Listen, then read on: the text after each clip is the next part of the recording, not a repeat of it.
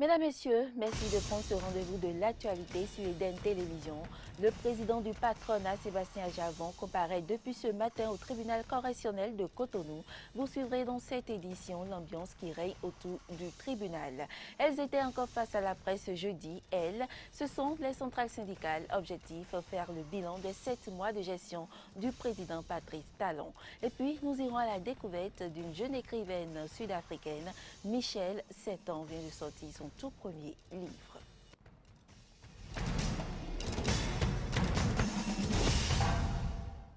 Bienvenue dans ce journal. Le président du patronat béninois a été transféré de la brigade territoriale de Gbeto ce vendredi pour le tribunal de première instance de Cotonou où il comparaît devant les juges. La presse est interdite d'accès par les forces de sécurité publique qui ont quadrillé la zone du tribunal. Sur place, plusieurs manifestants venus de Commun, du Septentrion et d'autres régions du pays réclament la libération du président du patronat béninois, Sébastien Adjavon. On fait le point avec Fréjus Serouan. Le procureur de la République, après avoir écouté Sébastien Adjavon sur les 18 kg de drogue, a décidé de renvoyer le dossier devant le tribunal correctionnel de Cotonou. L'homme d'affaires comparaît donc depuis ce vendredi matin, ainsi que 3 de ses collaborateurs, pour importation de drogue à haut risque. Une comparution en flagrant délit. L'homme a plaidé non coupable. Devant le tribunal et tout autour, on note des manifestations en sa faveur.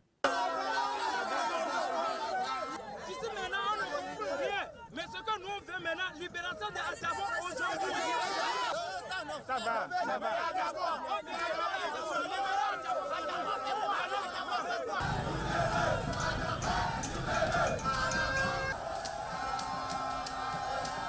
La salle du tribunal a été interdite aux journalistes, mais aussi au syndicaliste Pascal Todino.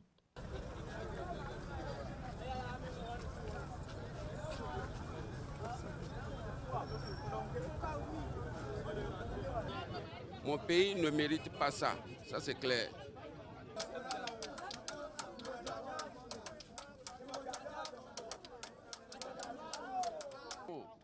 Attendez d'abord que le verdict tombe pour qu'on puisse savoir ce qu'il y a à faire. Hein? Soyez serein. Ayez confiance en la justice de notre pays. L'honorable Rachid Gbadamansi, qui était sorti du tribunal pour, dit-il, manger, n'a pas pu aussi retourner à l'intérieur.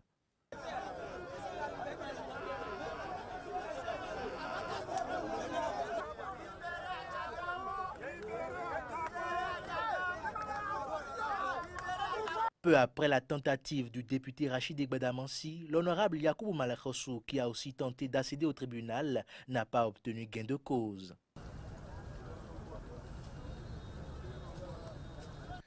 Toutes les activités au tribunal ont été bloquées ce jour et les manifestants, convaincus de l'innocence de Sébastien Adjavon, n'entendent pas quitter les lieux avant le verdict.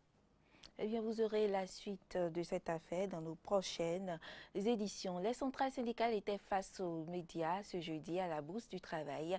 Elles ont présenté aux journalistes le bilan des 7 mois d'action du gouvernement de Patrice Talon. Occasion pour les syndicalistes d'aborder également la garde à vue de Sébastien Adjavon, garde à vue qu'ils ont qualifiée d'illégale. Je vous invite à suivre les propos de Dieudonné Lokossou, secrétaire général de la Confédération des syndicats autonomes du Bénin, porte-parole des syndicalistes.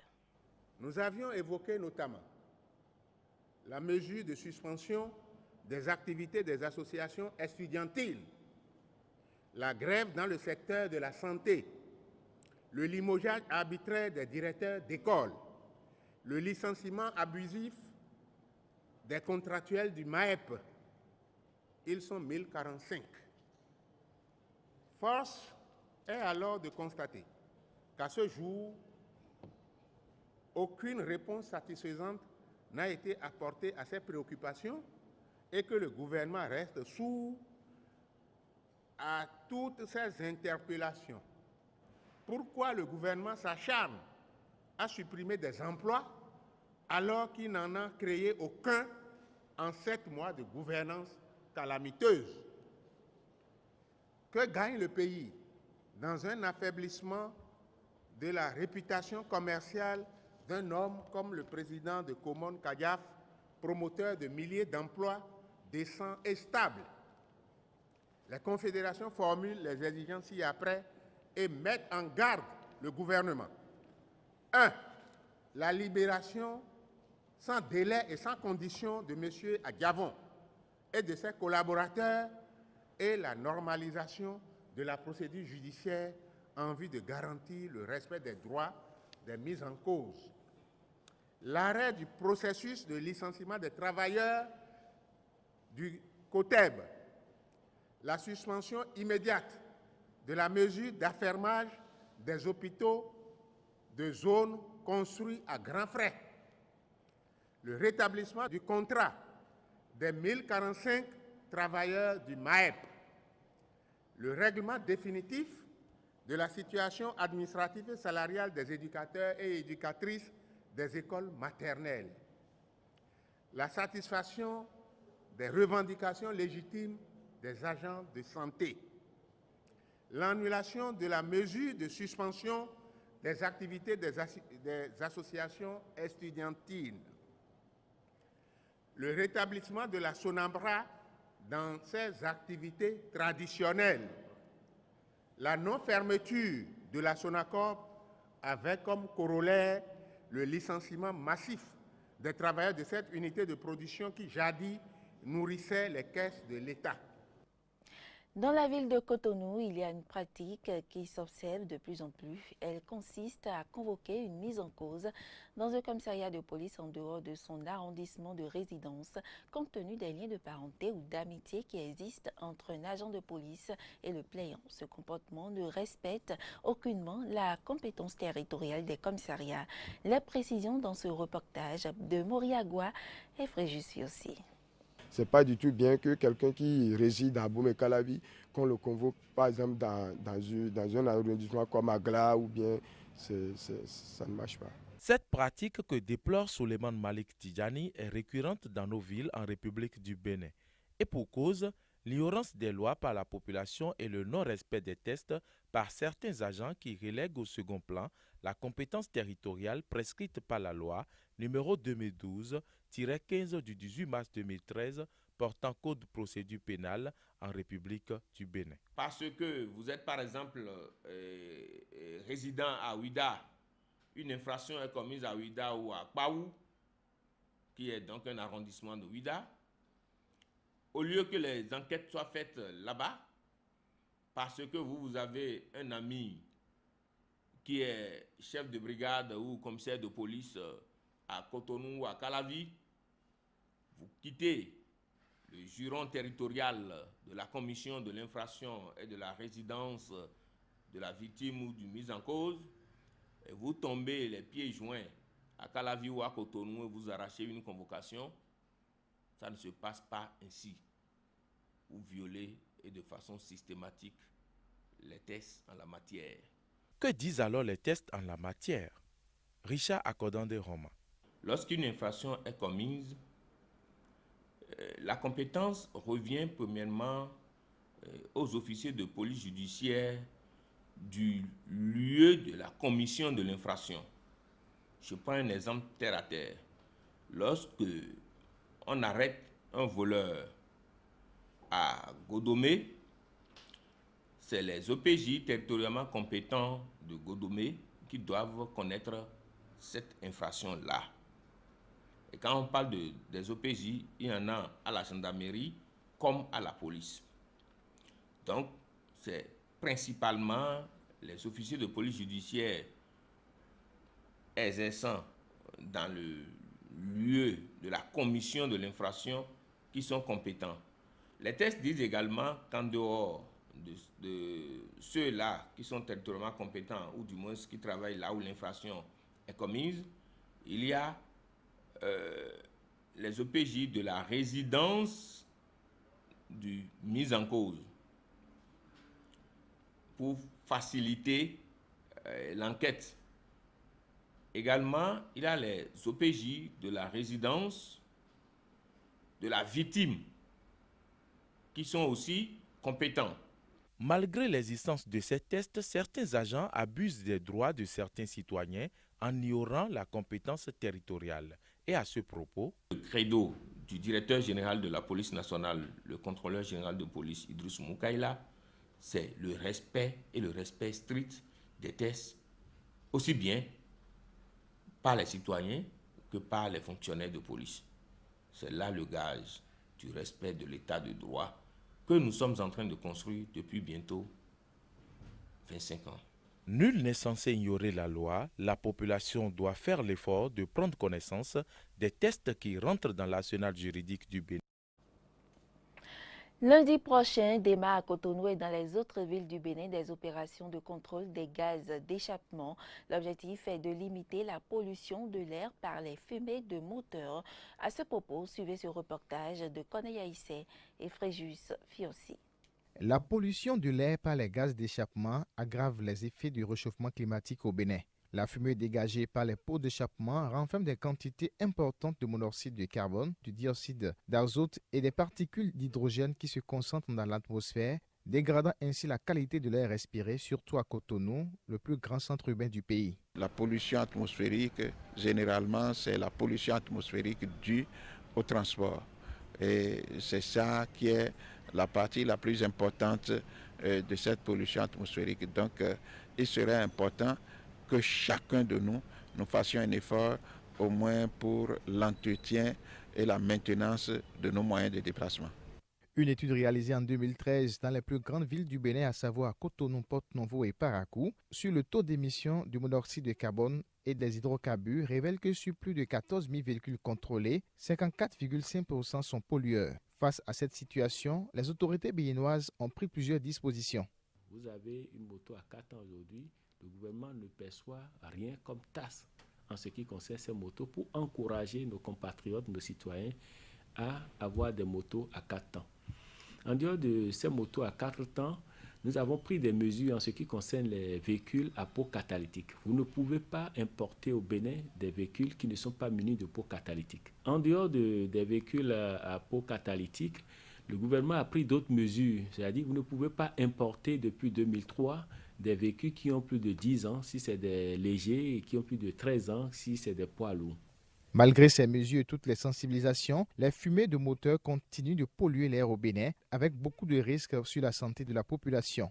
D'où la prise des mesures coercitives par des opérations de contrôle et réglage qui démarrent ce mois de novembre. Cette pollution atmosphérique crée beaucoup de dommages à la santé des populations que nous sommes et à l'environnement aussi.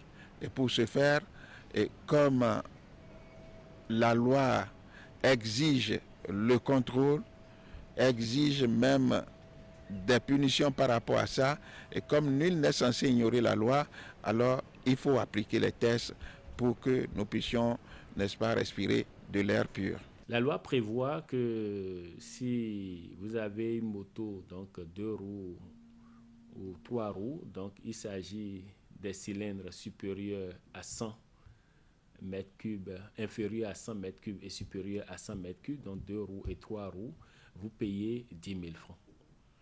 Quand vous êtes dans un véhicule léger, personnel, vous êtes à 20 000 francs.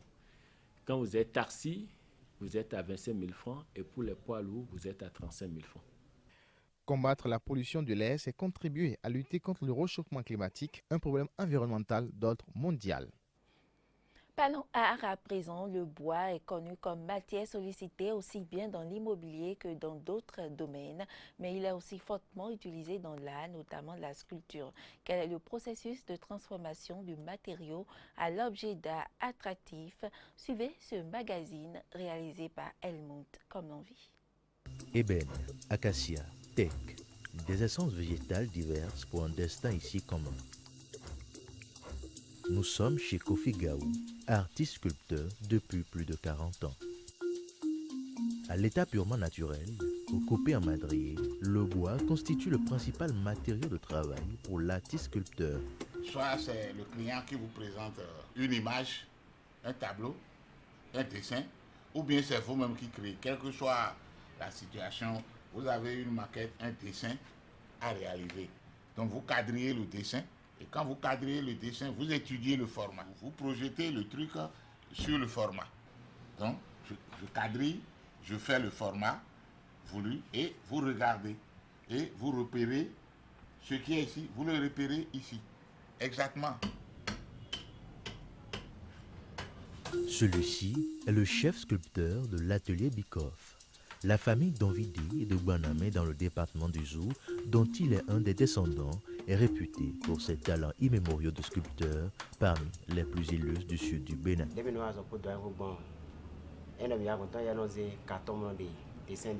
Le doyen fait d'abord le dessin de l'œuvre, puis il découpe le gabarit. Nous apportons le bois à la machine et sur la base du gabarit, nous le découpons en respectant les mesures. Ensuite, à l'atelier et à l'aide de la hache, du ciseau et d'autres outils appelés gouge V, gouge plate et VU, nous taillons le bois scié et le modelant jusqu'à lui donner la forme en projet.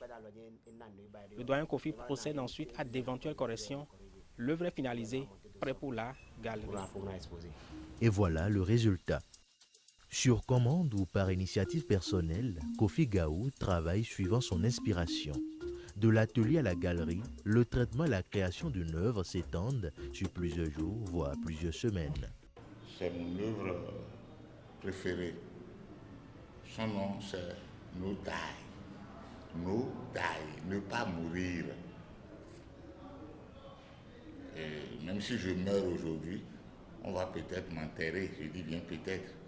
Mais là, avec tout ce que vous avez comme produit dans vos mains, je ne meurs pas. Le bois, il est presque naturel. Il y en a qui directement vous parlent sans qu'on intervienne avec les outils spécifiques. Ici, on a eu juste à arranger le corps, mais ici, c'est le visage. C'est un visage pour moi. Et je l'ai aimé tellement que c'est le nom que je lui ai donné. C'est un genre de sosie pour moi, ne pas mourir. De Nodai à Fieno, en passant par Djemessi, les créations de Kofi Gaou sont multiformes et requièrent attention et admiration. Notons que ces sculptures font le tour des expositions au Bénin et à l'international. Création d'une flotte de taxis humains dans la ville de Cotonou et installation d'un laboratoire de recherche et d'élaboration des médicaments issus de la pharmacopée. Ce sont là quelques décisions issues du Conseil des ministres qui s'est tenu ce vendredi. Je vous propose de suivre un extrait du point de presse donné par le secrétaire général de la présidence, Pascal-Irénée Kopaki. Projet de loi relative à la production, au conditionnement, à l'étiquetage, à la vente et à l'usage du tabac, de ses dérivés et assimilés. L'élaboration d'une nouvelle loi anti-tabac est apparue nécessaire pour prendre en compte des directives internationales adoptées par la conférence des parties et pour assurer une meilleure opérationnalisation de la lutte anti-tabac au Bénin. Financement du projet d'aménagement du barrage hydroélectrique d'Adjarala. Le projet d'aménagement du barrage hydroélectrique d'Adjarala s'intègre dans la politique énergétique définie par les gouvernements du Togo et du Bénin. La capacité énergétique de ce barrage est de 147 MW. Le coût global de construction de cet ouvrage commun au Togo et au Bénin est de 300 milliards 135 millions de francs CFA. Son financement est imputé pour moitié à chaque pays. Projet de création et de mise en exploitation d'une flotte de taxis dans les villes du Bénin. Le projet de création et de mise en exploitation d'une flotte de taxis dans les villes du Bénin a pour objectif d'améliorer la mobilité urbaine tout en contribuant à la promotion des artisans propriétaires conducteurs. Cette initiative relancera la circulation urbaine de taxis, fera augmenter l'offre de qualité en matière de transport et accompagnera bien entendu le développement touristique. Le premier volet du projet consiste à sélectionner, sur la base de critères définis, 300 conducteurs auto-entrepreneurs dont les véhicules de même type et de même signe distinctif seront financés par les banques de la place hors droit de douane à un taux d'intérêt bonifié. L'État sera facilitateur. Le deuxième volet du projet est ouvert à d'autres promoteurs dans la limite de 10 véhicules taxi-ville maximum par promoteur et dans la limite globale de 300 véhicules de même type et de même signe distinctif. Chantier de construction du nouveau siège de l'Assemblée nationale à Porte-Novo. Le ministre du Cadre de vie et du Développement durable a soumis au Conseil le rapport d'évaluation de ce chantier. À l'issue de l'examen du dit rapport, le Conseil a instruit le ministre du Cadre de vie et du Développement durable à l'effet notamment d'engager dans les meilleurs délais un audit technique, comptable et juridique du projet et de suspendre immédiatement le mémorandum d'entente et la convention signée entre l'État et la CERO SA. L'actualité sur le continent à présent, l'Eldorado européen est de plus en plus difficile à atteindre et y survivre est un véritable parcours du combattant pour les migrants. Quelques exilés malheureux sont revenus au Nigeria où ils essaient de se reconstruire. Reportage. Gloria a accepté de témoigner anonymement. Cela fait 1 an qu'elle est revenue à Benin City au Nigeria. Après un mois passé sur les trottoirs de Naples en Italie, entre prostitution, travaux clandestins et peur de la police, elle a décidé de fuir l'Europe. Aujourd'hui, elle est couturière. Elle ne regrette pas son retour au Nigeria. Aujourd'hui, j'ai réussi. Je vais bien, je suis contente. Ce n'était pas facile. Rien n'est facile, il faut s'accrocher.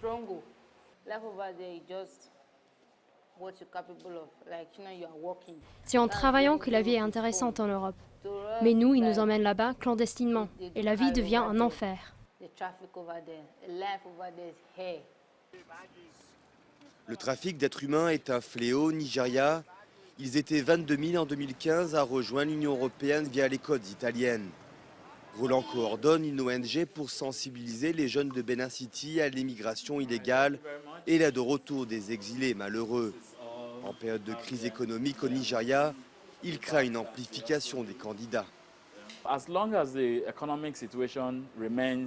Tant que la situation économique restera mauvaise, les gens vont continuer à partir en quête de meilleures opportunités. Malheureusement, beaucoup d'entre eux seront victimes de trafic humain. Mike a bénéficié d'une aide au retour après le refus de sa demande d'asile en France. Le processus de rapatriement est laborieux, mais avec cette aide, il a réussi à ouvrir un petit commerce. Les conditions étaient très difficiles. Ici, on pense que c'est mieux dans les pays européens. Mais quand tu arrives là-bas, tu découvres que c'est encore plus difficile qu'au Nigeria. Les conditions m'étaient très difficiles, donc j'ai décidé de partir. Le retour au pays pour les immigrés n'est jamais facile. Pression de la famille, peur d'être rançonné par les mafias qui ont arrangé le passage, incapacité à redémarrer une nouvelle vie. En 2015, ils étaient 3 fois moins à volontairement quitter la France par rapport à 2011. Entre-temps, le gouvernement français a fortement diminué l'aide au retour. Au Mont Péco, parc national dans l'ouest de la Côte d'Ivoire, les agents jouent au chat et à la souris avec les occupants illégaux pour protéger une flore et une faune exceptionnelles. Mais fin juillet, le gouvernement a finalement mis ses menaces d'expulsion à exécution, forçant les occupants illégaux à partir et interdisant aux villageois vivant en bordure du parc de travailler les champs qu'ils y avaient défrichés. Reportage. Ces planteurs de cacao ont tout perdu. Depuis des années, ils exploitent illégalement des plantations installées sur le Mont Péco, un parc national situé dans l'ouest de la Côte d'Ivoire. Mais fin juillet, les autorités ont décidé d'agir et les ont chassés du site. Ce qui n'a pas empêché de nombreux agriculteurs de braver l'interdiction pour continuer d'aller récolter leur culture. Il faut les sensibiliser, à les faire comprendre que la conservation des forêts, c'est dans leur intérêt et que sans la forêt, il ne peut pas avoir cacaoculture durable et que sans la forêt, il ne peut pas avoir la pluie et que l'échauffement climatique, ça dure du fait qu'on détruit la forêt. Donc c'est tout cela qu'il faut expliquer aux paysans. Mais les autorités restent inflexibles. Au total, près de 50 000 personnes ont été forcées à l'exil. Parmi eux, une majorité d'immigrés burkinabés, sans ressources, ils se sont réfugiés en nombre dans les villages alentours, qui manquent d'infrastructures pour les accueillir. De 851 personnes, avec l'arrivée de nos frères du classé, nous sommes passés à 1289 personnes. Nous avons le problème de l'école. L'école est très petite pour répondre aux demandes de la population. Donc nous avons besoin d'une deuxième école. Conséquence de cette cohabitation forcée, les tensions communautaires sont exacerbées dans les localités autour du mont Peko.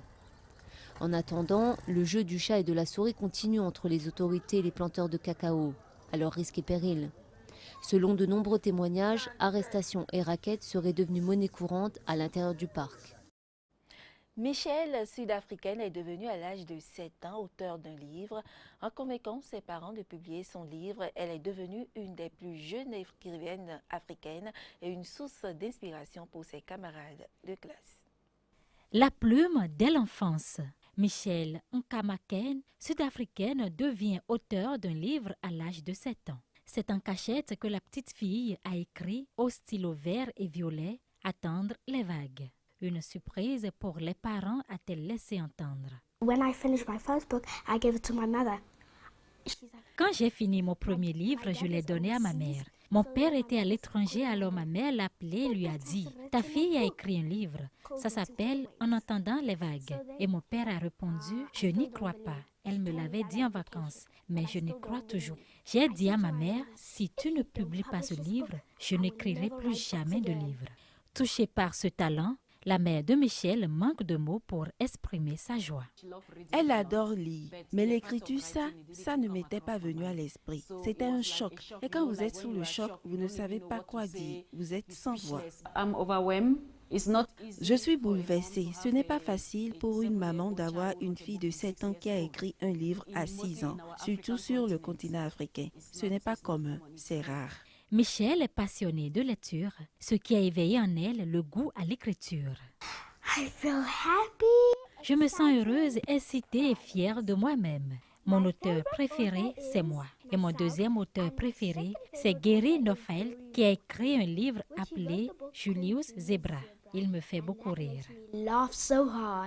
Attendre les vagues est un ouvrage d'une 50aine de pages. Le livre raconte l'histoire de Titi, double de Michelle, qui apprend à dépasser sa peur des vagues. Michelle s'impose désormais en Afrique du Sud comme une petite célébrité dans le monde des écrivains.